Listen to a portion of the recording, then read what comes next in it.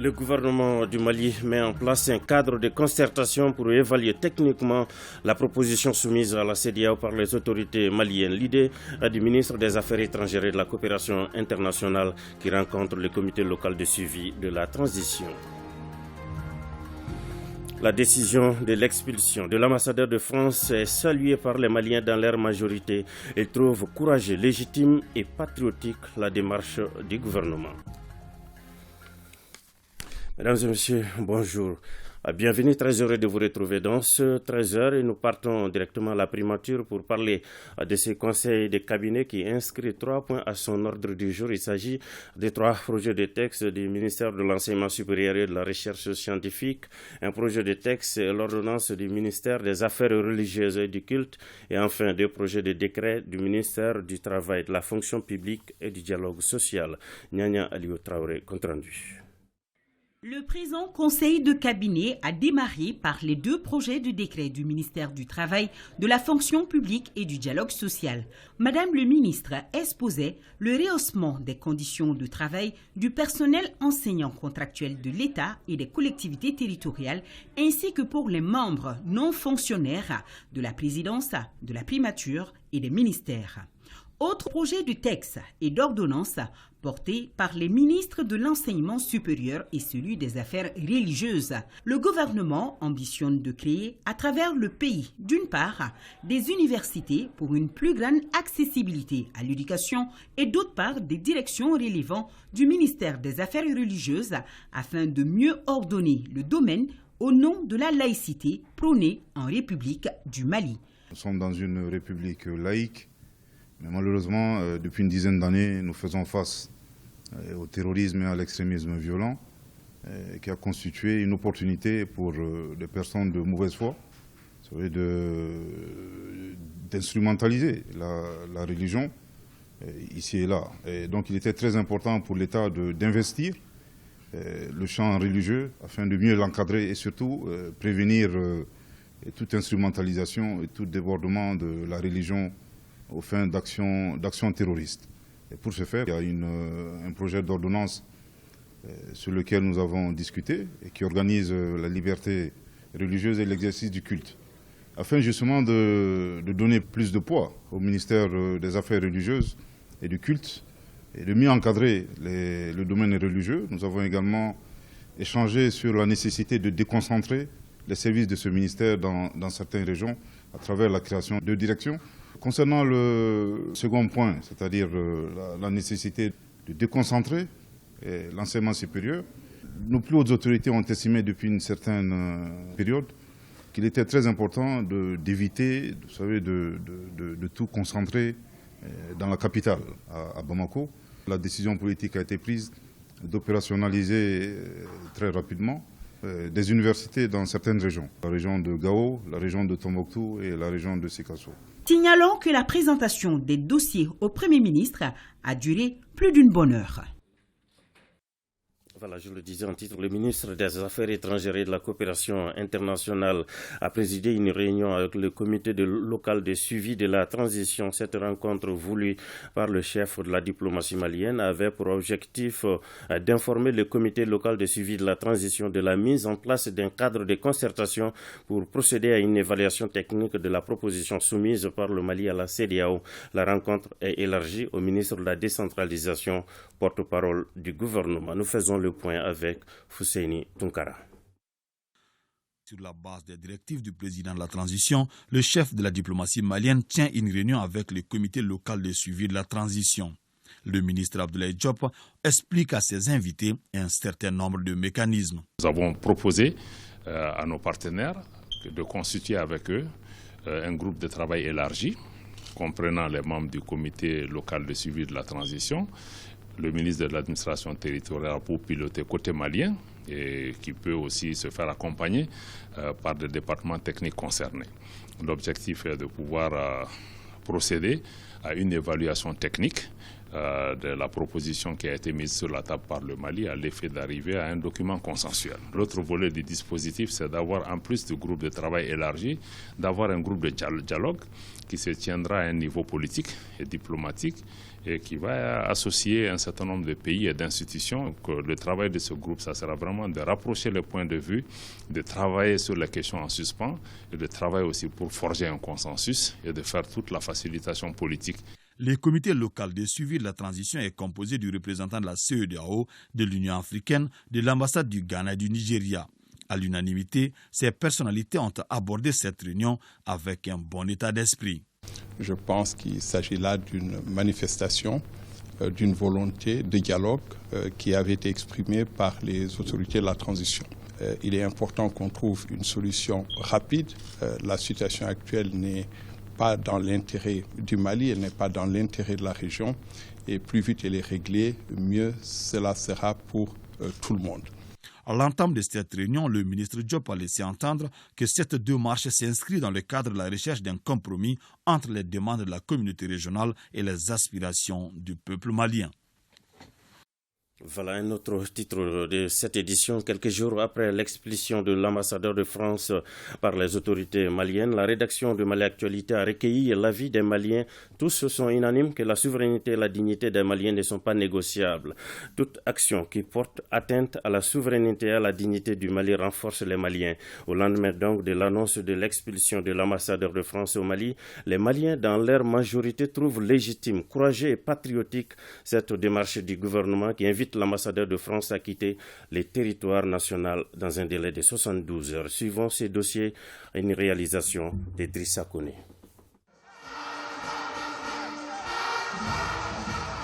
Les propos hostiles et outrageux du ministre français de l'Europe et des Affaires étrangères ont été la goutte d'eau qui a fait déborder le vase.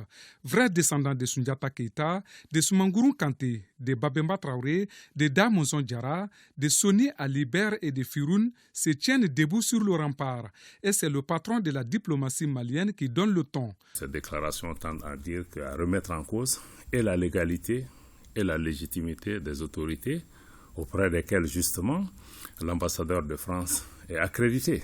Cela crée une situation très difficile parce que vous ne pouvez pas être accrédité auprès d'autorités que vous-même, vous ne reconnaissez pas. Si lui, il ne reconnaît pas nos autorités illégitimes, c'est bon, il n'a qu'à rentrer. Au cas où il va reconnaître nos autorités légitimes, il sera la bienvenue parce qu'on ne peut pas critiquer une personne illégitime et rester vraiment dans son pays.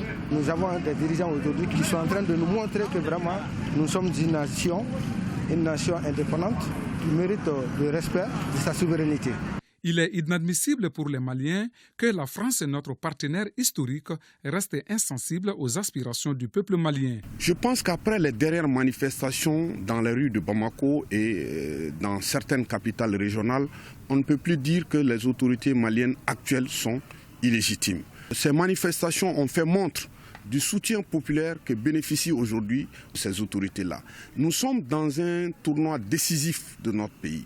Et le pays a besoin de l'accompagnement de tous, mais que ces accompagnements se fassent dans le respect du Mali en tant qu'entité souveraine. On ne peut pas aller au Mali croix en restant dans les fétichismes anciens. Si nous voulons la refondation, ce qui vient de se passer est partie intégrante de la refondation. Il faut qu'on revoie nos relations avec la France et qu'on replace les relations dans le contexte aujourd'hui qui sied aux Maliens. Les plus avertis prédisent déjà la décadence de la France en Afrique. Cette décadence se jouera au Mali. Cette situation de mépris envers nos autorités, envers le peuple malien, ne doit pas être acceptée. Vous avez vu, les autorités sont légitimes sur le plan populaire, donc les Français doivent nous respecter dans ce sens-là. Et aussi, ils doivent accepter notre souveraineté parce que nous voulons seulement le respect de notre souveraineté. Nous voulons seulement la faculté de pouvoir nous autodéterminer. Nous voulons seulement la faculté de pouvoir parler en notre nom. Nous ne voulons pas de procuration. Nous n'avons pas donné de procuration aux autorités françaises.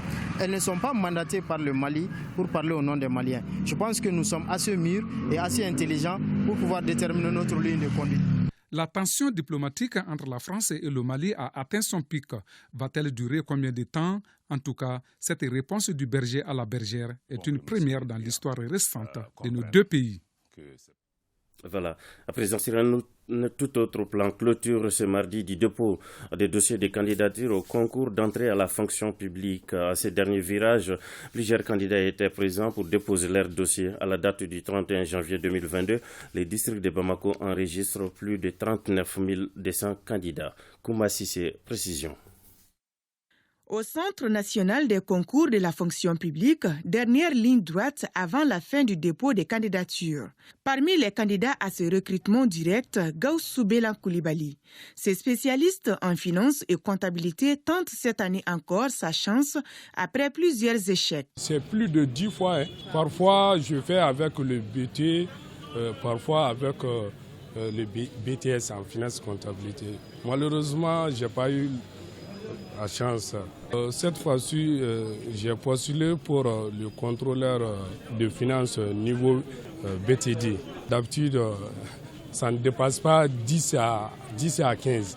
Donc cette fois-ci, ils sont allés jusqu'à 36. Donc cela veut dire qu'on a beaucoup de chances. Comme Gaussou Bélan Koulibaly, Isiaka Traoré est venu au centre pour le même motif. Mais lui, par contre, est venu déposer les dossiers des candidatures de sa sœur. Elle s'est mariée juste hier et le fait qu'aujourd'hui c'est le dernier jour, donc elle ne pouvait pas être là, c'est pourquoi je me suis débrouillé pour être là aujourd'hui pour le dépôt de son dossier. Il fera la santé publique. Je trouve que le travail se déroule normalement et il est rapide parce que je suis venu, je me suis renseigné là où se fait le dépôt du dossier pour la santé publique. On m'a montré l'endroit où je suis venu et ça a été rapide. Si ces candidatures ont été acceptées et déposées sans problème, d'autres dossiers n'ont pas eu la même chance. Ils ont été rejetés pour non-conformité du diplôme. J'avais accompagné madame pour le dépôt de ces dossiers. Nous avons été surpris de voir que les licences professionnelles concernant les techniciens de santé, c'est-à-dire l'ancienne appellation, ne fait pas partie, c'est-à-dire du concours. Je suis venu déposer le dossier d'un frère. Donc quand je suis venu, ils disent qu'ici, il n'y a pas bâtiment, mais il y a dessin bâtiment. Alors qu'il a fait le SICA, à l'ESICA, il y a les deux filières, il y a bâtiment, il y a dessin bâtiment. Donc arrivé ici, ils disent qu'ils ont besoin seulement de dessin bâtiment, il n'y a pas de bâtiment. Donc ils ont rejeté les dossiers. Ce que j'ai à dire, c'est pour dire seulement aux autorisés, souvent quand ils vont faire des recrutements, de penser à toutes les spécialités. Au cours de la fonction publique de cette année, au total, 883 agents seront recrutés. À la date du 31 janvier 2022, le district de Bamako enregistre plus de 39 200 candidatures. Voilà un mot de climat dans cette édition. Le ministre de l'Environnement, de l'Assainissement et du Développement durable a présidé l'ouverture des travaux de l'atelier de validation du rapport national sur l'état de l'environnement au Mali. Les documents en question comportent plusieurs composantes, notamment la bonne gouvernance environnementale au Mali. La rencontre regroupe, outre les représentants des collectivités territoriales, les services techniques des départements ministériels et les organisations de la société civile intervenant dans le domaine. Suivez ce reportage. L'état de l'environnement au Mali est une préoccupation nationale, mais le ministère de l'Environnement et les acteurs intervenant dans le domaine sont à pied d'œuvre. C'est pourquoi ils se retrouvent pendant une journée pour valider le rapport national sur l'état de l'environnement au Mali. Ce rapport national sur l'état de l'environnement du Mali est traité sur un certain nombre d'angles thématiques que sont le contexte socio-économique de notre pays, l'état et l'évolution des milieux naturels, la situation du cadre de vie et puis la gouvernance environnementale. Votre présent témoigne non seulement du grand intérêt que vous portez à la capitalisation des données et de la gestion de l'information environnementale, mais aussi traduit votre engagement à œuvrer aux côtés du ministère de l'Environnement pour la réussite des missions qui nous sont assignés. Faut-il le rappeler, le rapport en question propose des activités de lutte en faveur de l'environnement sur toute l'étendue du territoire national. Voilà, avant de refermer cette édition climat toujours, le rectorat de l'Université des sciences politiques, des sciences juridiques et politiques de Bamako lance le projet dénommé TMT+, changement climatique, sécurité et état de droit au Sahel. C'est un projet de collaboration institutionnelle conduit par l'Université des sciences juridiques et politiques de Bamako, l'UAM au Niger et l'Université Joseph Kizerbo du Burkina Faso. Nous faisons le point avec Saloum Konaté. Financé à plus de 250 millions de francs CFA par l'Organisation néerlandaise pour l'internationalisation de l'éducation NUFIC, ce projet a pour objectif de renforcer les connaissances et compétences du personnel enseignant-chercheur dans l'enseignement du projet pratique, mais aussi dans le rôle des IS en tant que centre d'expertise et promoteur de communautés de pratique. Dénommé TMT, le dit projet a été conçu et développé dans le cadre d'un partenariat entre 3 universités du Sahel. L'objectif, c'est de mettre en place un cadre d'échange entre les universités et les organisations de la société civile sur les bonnes pratiques dans le domaine de la formation, sur les questions relatives à la sécurité, à l'état de droit et à la protection des droits humains. Selon les experts, ce projet vient en complément de l'axe 4 du projet OKP RISCOM. Il permet de faciliter la diffusion et le partage de connaissances relatives à la sécurité et l'état de droit au sein des réseaux des partenaires impliqués dans sa mise en œuvre. Aujourd'hui, le Mali est confronté à plusieurs difficultés. Mais une difficulté à laquelle les gens ne font pas attention, c'est l'ignorance du droit. Quand les citoyens ignorent leurs droits, ils ne savent pas comment les revendiquer, comment les protéger. Donc nous sommes réunis aujourd'hui avec des experts, les membres de la société civile et les universitaires pour améliorer les pratiques qui existent, les harmoniser avec les pratiques chez nos partenaires du Burkina et du Niger.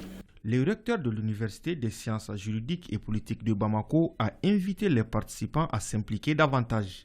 Il a aussi souligné que cette étape est cruciale dans la conduite des études à venir. 13h passé de 17 minutes. Cette édition est terminée. Merci de rester sur nos antennes.